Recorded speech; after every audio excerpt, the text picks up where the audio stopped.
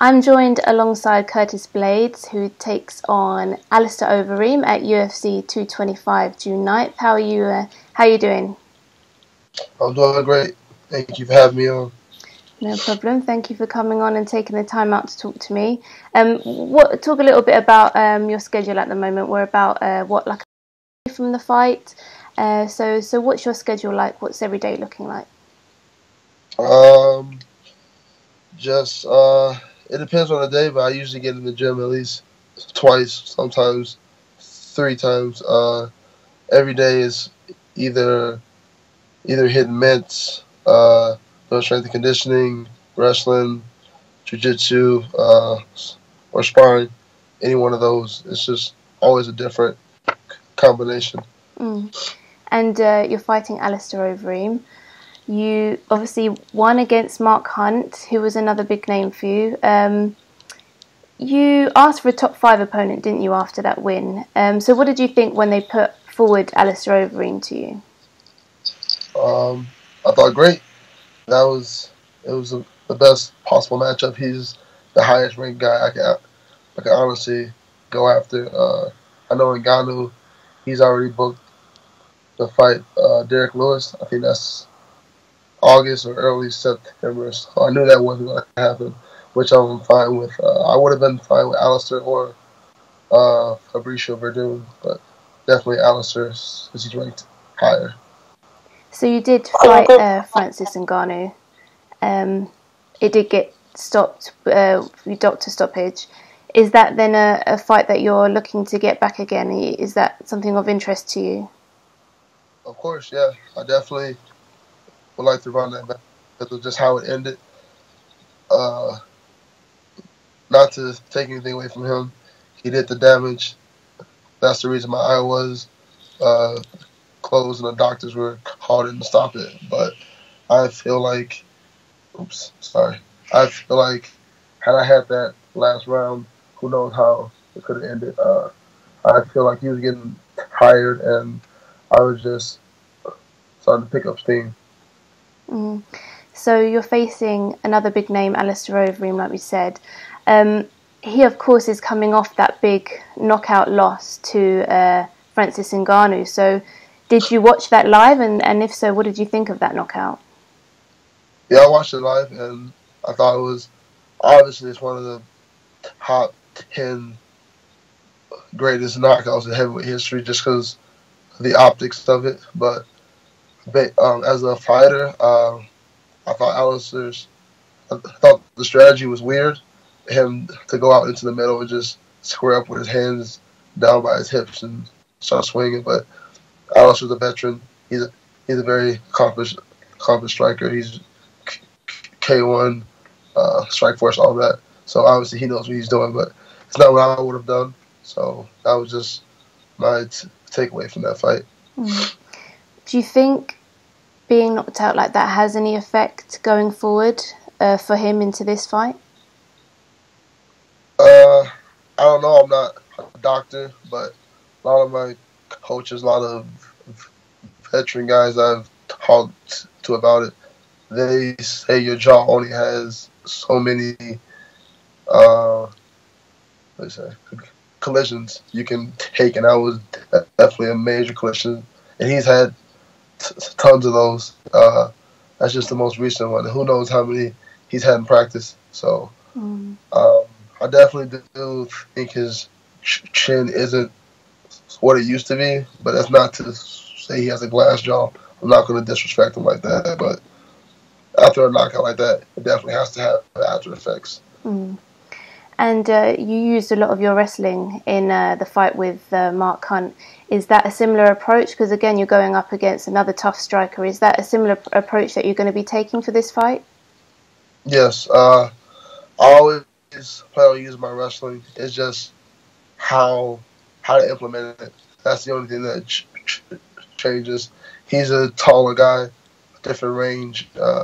He throws knees, so my entries will have to be a lot cleaner, a lot more faking before actually taking the shot to get him to pull out that knee so as I don't get hit with it going in. But yeah, I definitely plan on using my wrestling. He knows that his coaches know that, the fans know that, you know that, everyone.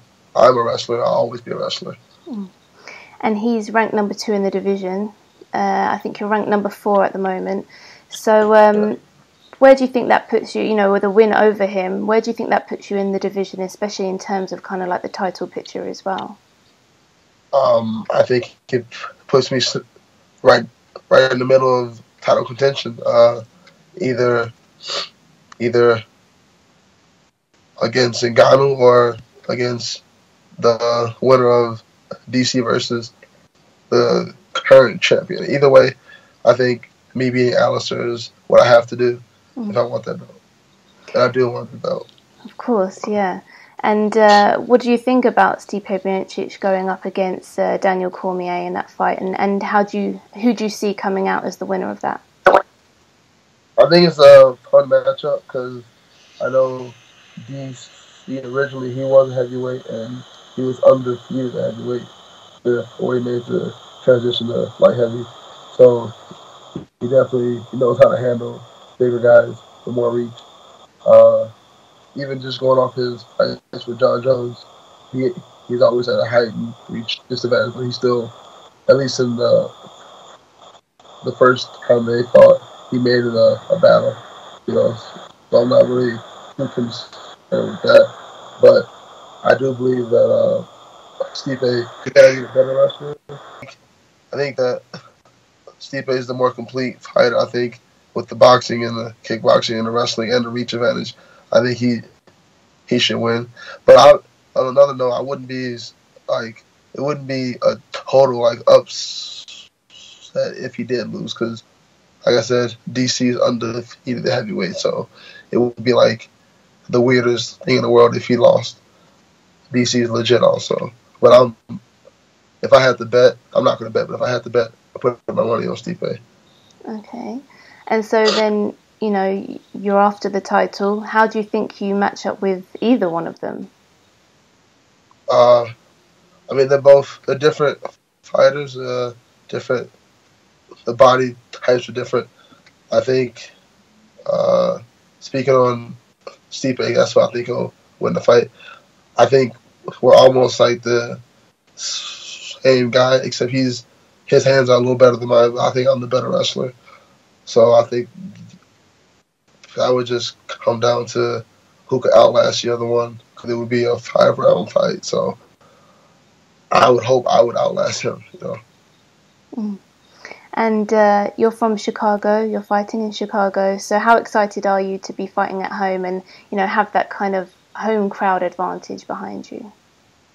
I'm pretty excited. I haven't been home and I haven't had a fight at home in 4 years now. So this will be fun to have family and friends in attendance. But other than that, the actual fighting aspect of it is not any different than if I were in Oklahoma or if I were in wherever else in the world. Once they close the cage doors, the crowd can't help me. They can't punch Alistair. They can't take him down. That's all on me. So regardless of where I am, I'm just happy to be able to have the opportunity to go against a guy like Alistair. And would you say this is the toughest test of your career so far, or the biggest fight so far? Yeah, I guess. I mean, Mark Hunt, that is the biggest one to date. I think this is just equal. They're both legends in their own right, so I think it's pretty equal to me. So how do you see yourself getting the win? How do you get it done? I'm envisioning something almost like the last fight. Maybe a decision. I'm looking to get the finish, obviously, but I know Alistair, he's a warrior, so he's not going to just let me have it. If it's there, it's there. If not, I'm all right with the decision, but I do envision myself winning. Of course. Thank you very much for talking to me and taking the time out of your busy schedule. And all the best for June 9th, and hope to speak to you again soon. Thank you. I appreciate it. Thank you very much.